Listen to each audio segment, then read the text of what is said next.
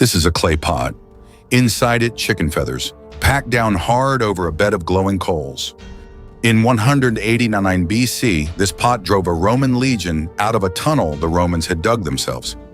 Rome won almost everything. That is the only reason we are still talking about Rome 2,000 years later.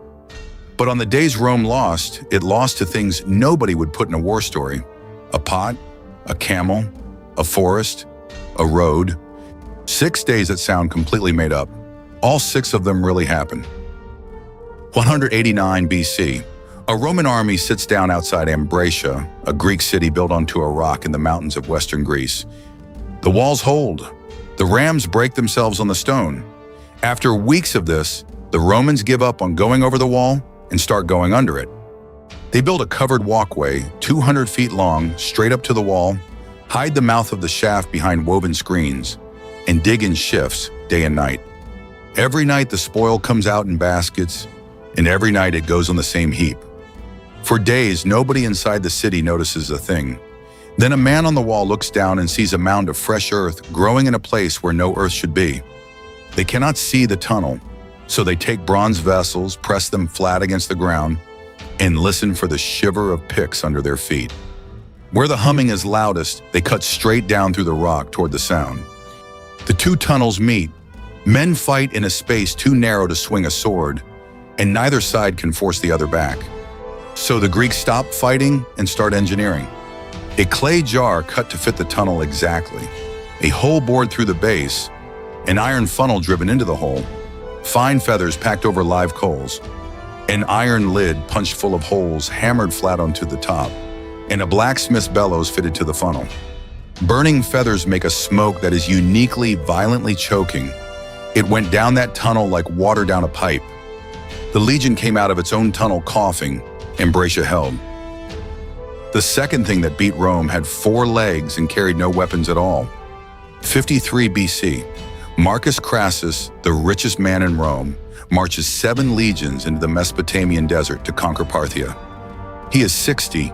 He has never won a war worth remembering, and he wants one badly. The Parthians will not stand and fight him. Their whole army is horse archers, and horse archers only work while they have arrows. Every Roman commander on that field knows the same thing. Ride out the volleys. A man carries 30 arrows, and then he has to go home.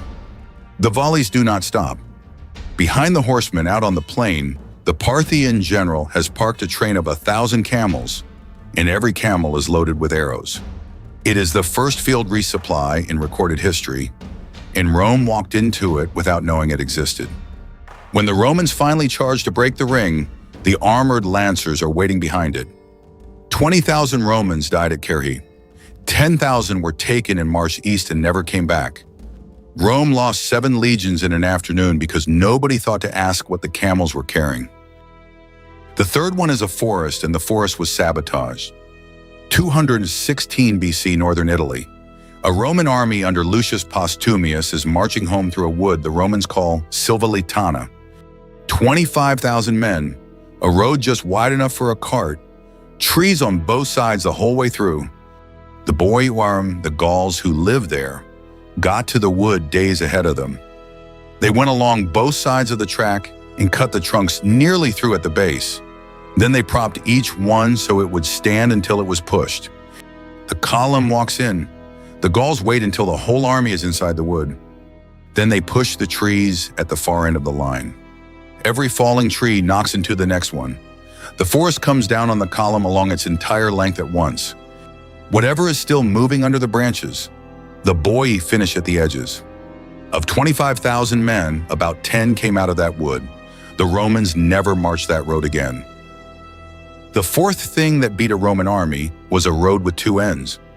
321 BC, Rome is fighting the Samnites for the mountains of central Italy, and Rome is winning. Then Roman scouts bring in a report. The Samnite army has gone south to besiege a Roman ally, and the fast road runs through a valley called the Caudine Forks. The report is planted. The men who brought it are Samnite soldiers, dressed as herdsmen. The valley has 1 narrow entrance and 1 narrow exit, and grass and water in the middle. The Romans go in.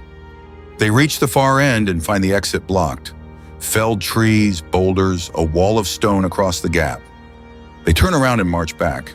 The entrance is blocked too, and the ridges above them are full of Samnites. There is no battle. There is nothing to have a battle with.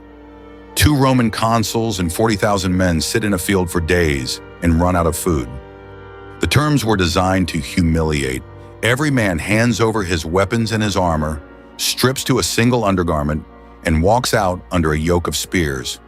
40,000 Roman soldiers bent down and walked under it, one at a time, while the Samnite army stood along the road and watched.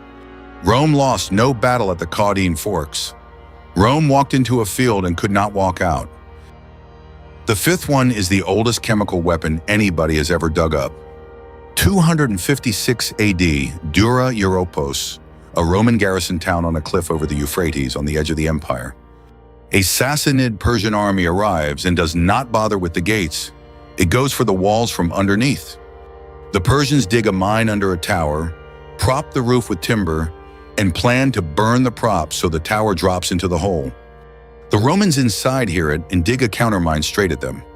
Both sides know exactly what happens when the tunnels meet. The Persians hear the Romans coming and they get ready first. Braziers of burning sulfur and bitumen set at the join with bellows behind them. Burning sulfur makes sulfur dioxide. In a tunnel with no air, it turns to acid in a man's lungs in seconds. The Roman countermine did not collapse, it filled. Archaeologists found 19 Roman bodies stacked in that tunnel in the 1930s.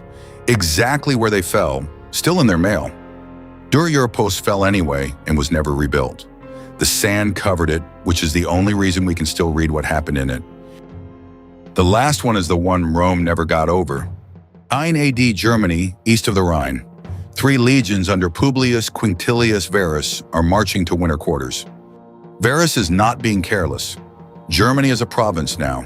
He has been collecting taxes there and holding courts for 2 years. His most trusted German officer is a man called Arminius, Roman citizen, Roman knight, commander of Varus's own auxiliary cavalry.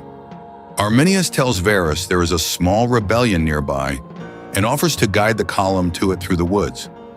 The road he takes them down is narrow, wet, and boxed between a wooded hill on one side and open bog on the other. The column stretches out to 15 miles. The men at the front cannot see or help the men at the back. Then Arminius rides ahead with his cavalry and does not come back. The Germans do not form a line and charge. They come out of the trees at one point, kill what is in front of them, and go back in. Then they do it somewhere else, then somewhere else, for 3 days. They had also built an earth wall along the road in advance to fight from. It is still there. You can walk it. 3 legions were destroyed in the Teutoburg Forest. The 17th, the 18th, and the 19th were never re-raised. Rome never took Germany. Suetonius says that for months afterwards, the Emperor Augustus would walk into walls in his own palace, shouting the same sentence. Quinctilius Varus, give me back my legions. A pot of feathers, a camel train, a cut forest, a blocked road, a brazier of sulfur, a man Rome trusted. Rome did not lose to better armies. Rome lost to the one thing on the field that nobody had bothered to look at.